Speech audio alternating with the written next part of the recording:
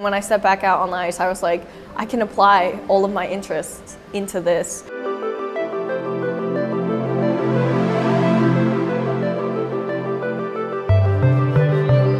I mean, most of it was a blur, I will say, just because I was so young, and honestly, sometimes skating can feel like the fast life, especially when you're at that level. You got like interviews, you're getting flown out for this and that. So it all kind of blended together. Also, my brain wasn't fully developed, still not right now, but I was traveling so much because of it, and I was starting to get sick of it. I wanted to see my friends, family, like all I wanted to do was be at home, hang out with my friends, like, and I don't know, enjoy life. And I felt like all of this training, I no longer wanted to do it anymore. I was never really too passionate when I was younger with, I guess, helping with the programs and really being in the process of it all. And so I kind of just fell out of love with it. And I was like, after Olympics, I really want to quit. And that's exactly what I did. I mean, I feel like no one really knew I was going to make it, so they were all kind of shocked. I wouldn't say they thought I was crazy, but I think people were confused. And I still haven't really fully explained the reasoning for why I quit. But yeah, people were definitely shocked. And now everyone doesn't mind that I made the decision now that I'm back. But definitely when I was gone, I'm sure people were like, why did she do that? Well, I kind of went right into it when I quit. I wasted no time. I was going to concerts, which I never could have done before. I also got my driver's license, so I could drive myself around, drive my siblings, my friends around. I did a whole year at college and a little bit of the sophomore year as well. I went on vacation for the first time, and I went on many more after that. I went skiing, I went snowboarding. Like, I got to do so many different things that I never would have done had I stayed in the sport. And yeah, I got to experience like real life during that time. I got to know myself a lot more, know what I like to do, kind of what my passion in life is, like what my calling is. And I love the arts, I love dancing, and I love music, and I love sports, and that's what figure skating is. So I kind of realized that as I, was taking my break, that I loved all those things. And then when I stepped back out on the ice, I was like, I can apply all of my interests into this. And I never thought of figure skating in that way before. So I guess my framework, my perspective changed. I mean, I think honestly, the first time I got back out on the ice, I already felt like I was better. Also because I was going through puberty at 16 still, so I wasn't adjusted my body yet because I was still like changing. And so when I came back, I'm not growing anymore, So I just felt stronger, my balance is a lot better. And I felt more comfortable just skating at 19 than I did at 16, funny enough, even though I took 2 years off. But yeah, it's really different, but I really like it. I went skiing with my friends and my family. It was a family trip, and I was skiing and I really enjoyed it. And I was like, I want to ski all the time. Like, I was like, if I could ski every day, I would ski every day, but the mountains are far. It's like a day trip. You have to really plan it. And the rink is right there, 20 minutes from home. So I was like, skiing felt very similar to skating, you're exhausted, your legs hurt, you're cold. That's like everything you feel when you're skating. And so I thought, well, if I enjoy skiing so much, there's no way I don't enjoy skating. Because I've been telling myself that entire time that I hate skating, I don't like it. But I thought it would be contradictory of me to think that skiing was super fun and skating wasn't. So I went back out on the ice, decided to try it out, see if it really was fun, because if it was, then I could do something that I enjoyed every day, because the rink is right there, It's not like the mountains. So I did enjoy that first session, and I just kept going back whenever I could. Yeah, no, because I was also going to school, so I was like thinking it would have to be the weekends. Every weekend I would have to try to go skiing, and I was like, that's still a drive, And I was thinking only the weekends, like it's so fun, I want to do it like more than just the weekends. And yeah, skating, I can do it whenever I want in the week. I really like Heavenly, and I think it's called Mount Rose too. Yeah, I've never skied outside of California. A lot of people are really nervous because they think of the Olympics as kind of the end, like the end of a movie, but for me, I know that's not the end of the movie, you know what I mean? Like, there's things I'm looking forward to after Olympics. Like, there's so much more that I am anticipating even after the Olympics. Like, that is not the end for me. And I already did a cycle, like I know what it's like on the other side. And that, you know, Olympics is such a big dream for so many athletes.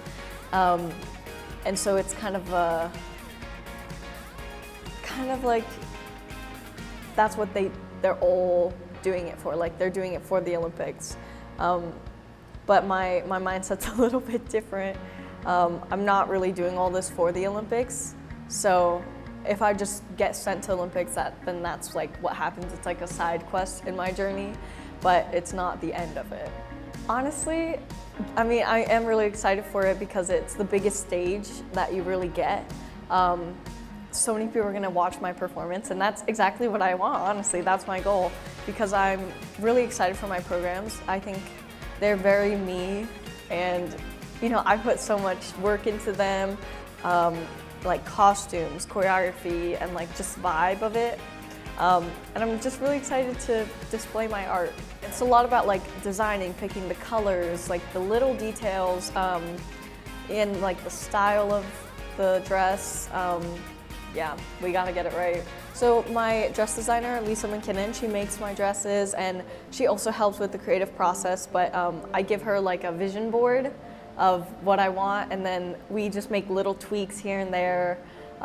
Yeah, so it's a very like collaborative process, but she does all the sewing and stuff like that. There's a line for your music. You can't just go whenever you want. Like, everyone has a job to do on the ice. They all want to run their program. So yeah, you make a line with your phones. Yeah, it's first come, first serve, basically. If you like warm up quick enough and you're ready to go with your program and no one else is, you get to go. I always put my left skate on first. I don't know why. It's not really a superstition, and if I don't put like my left skate on first, like that's fine too, but I always go for my left boot. I don't really eat anything in particular. It's always like very different. I eat a really good meal though, because like I need energy for competitions. And I eat a lot of Chinese food. You know, at home that's all we cook. So when I'm traveling around, I love to try to find like Chinese restaurants or like Asian food in general. And I'll usually have like a big bowl of like a rice bowl or something, or like noodles. So my father was one of the student leaders in the Tiananmen Square protests, and obviously he had to escape China, so he did, and he came to America. And he continued to organize protests here in front of like the Chinese embassies and stuff like that. And so, I mean, they continued to go after him. And when I came and became a figure skater and I was gonna go to the Olympics, yeah, they had sent like a couple spies to the US, not just for my dad and me, but like for some others as well. Yeah, and they were caught, so. Yeah. What did they want with you? Did they want you to skate for China? I don't think so. They just want to bring you back? What were they just keeping an eye on you? I have no idea, actually. Probably, no, I really don't know. But at least in my dad's case, it was so that he wouldn't, you know, start organizing protests again, maybe speak out against the government. It's stuff like that. They're probably worried you would speak out against the government then too. Yeah, probably. Rising athletic star. Yeah, which is funny. I mean, I do, but I speak out against like our government too. So, I mean, yeah. I bet you get that from your father. Yeah, exactly. I think I do. I do kind of space out for sure whenever I'm like, they're playing the national anthem and I'm on the podium. Yeah, I mean, that's only happened like once last year. So I will say, yeah, I was definitely spacing out. When I think of like what it means to be on Team USA going into the Olympics, for me, I really just think about my fellow athletes and kind of the whole team and the people, our federation that is behind us, that supports us during our journeys. And I think of all the people that work behind the scenes, and so that's what I think of when I think of Team USA. I don't think of like necessarily our government. I don't even think US Figure Skating is funded by the government either, so I don't think we get any support really necessarily on that half. But yeah, when I think Team USA, I think my fellow skaters, the directors that work behind the scenes, getting us our skates, getting the camps together, our flights, stuff like that. I definitely do really care about what our country is doing, and I think it is really important also to, you know, notice like the faults in our own government. Yeah, very, very similar to my dad. Like, yeah, things are a little rough in our countries, but I think every government has its issues. There's so many protests that are going on, and I've attended, and it's, yeah, I mean, coming from a family of immigrants, like, I think immigrants deserve rights. I think it's a little silly, especially in America. If I were to pick another winter sport, it would probably be, honestly, maybe snowboarding. Yeah, skiing is really fun too. We got some talents, like, and really hard workers in this team, and there's so many good skaters. Like, it sucks that you can only send, especially in the women's division, you can only send 3. Like, if we could send more, that would be really cool, because I think so many of us are really talented and really close in level. Like, it's gonna be a tough pick. I don't know how they're gonna do it. Let's see, Ilya. Yeah, I mean, when I left figure skating, the men's were kind of completely different. Actually, same with the women's. All of the skaters that I skated with, they kind of left. So I come back and he's here doing quad axel. And I think quad axel is pretty cool, as long as he don't get injured, you know what I'm saying? But yeah, I think it's really cool that he's doing like things no one else does. Even if it's a little weird, I think being different is good.